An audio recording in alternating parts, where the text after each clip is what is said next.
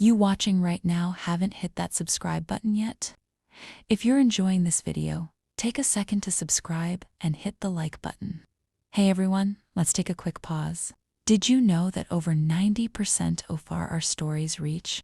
Your support keeps us going. Now, let's dive back in. Hi everyone, my name is Sarah. Sharing this story feels deeply personal. It's something I've never spoken about with anyone close to me, but maybe putting it into words will help me process everything.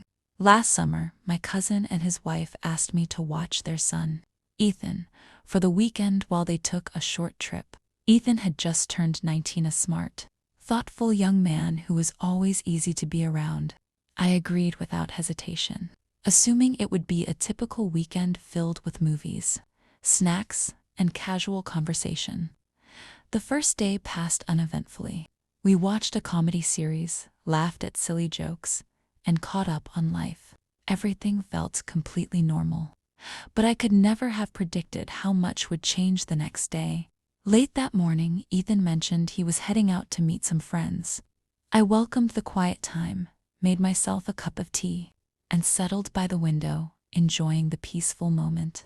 I scrolled through my phone, put on a show, and let myself unwind, never expecting Ethan to return so soon. Then, the front door suddenly opened. Startled, I turned to see Ethan standing there, his eyes widening in surprise. I forgot my keys, but there was something in his expressions, something unspoken. For a split second, time seemed to freeze. Embarrassment flooded my face as I scrambled to adjust myself, wishing I could disappear. "You should knock," I managed to say, my voice unsteady. His gaze shifted nervously, and he stepped back, muttering, "I'm sorry." Before leaving the room, the rest of the day passed in awkward silence. Ethan avoided eye contact, and an unfamiliar tension settled between us. That evening, as we sat in the living room, I decided to address it. "Ethan," I started cautiously, "about earlier. Let's just forget it happened, okay?" He nodded quickly. "Yeah, of course." But something in his face told me it wasn't that simple. I thought that would be the end of it, but the unease lingered. Over the next day, I noticed small changes. He found reasons to be around me more often. His glances lingered longer than usual. The air between us felt charged in a way I couldn't quite explain. Then, one evening, as I was cleaning up after dinner, Ethan approached me. His voice was hesitant but steady. "Sarah, can we talk?" I turned to face him, drying my hands on a towel. "Of course. What's on your mind?" He hesitated. I can't stop thinking about what happened." "It was an accident," I said quickly, trying to dismiss it. "There's no reason to dwell on it." "It's not just that," he admitted, taking a step closer. "I feel different when I'm around you. Like I can talk to you about anything." His words caught me off guard. I didn't know how to respond, so I stayed silent, waiting for him to say more. "You're someone I trust," he continued, "and I think I might feel something more than that." His confession left me speechless. Ethan was my cousin.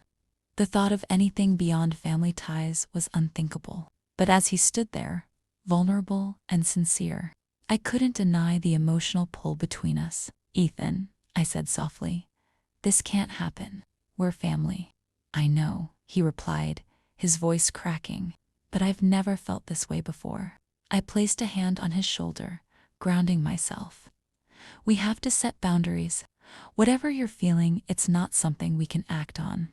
Despite our conversation, the tension didn't completely disappear.